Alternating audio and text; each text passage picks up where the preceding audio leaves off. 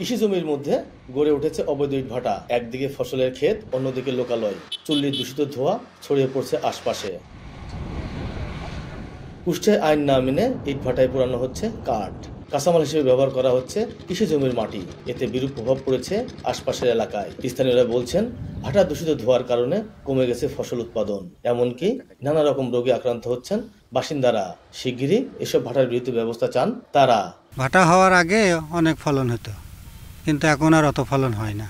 গাছটা তো কাট না হলে খড়ি ভাটাই পুরাচ্ছে কি করি, কচি কচি গাছগুলো কাটিয়ে দিচ্ছে। পরিবেশ রক্ষায় অবৈধ ইটভাটার বিরুদ্ধে আইনগত ব্যবস্থা নেওয়ার আশ্বাস জেলা প্রশাসকের। কুষ্টিয়ার পরিবেশ এবং প্রতিবেশ এটি রক্ষায় বদ্ধপরিকর।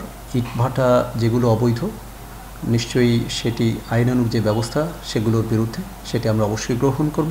জেলা প্রশাসনের তথ্য মতে কুষ্টিয়ায় 213টি ইটভাটার মধ্যে বৈধ মাত্র 17টি।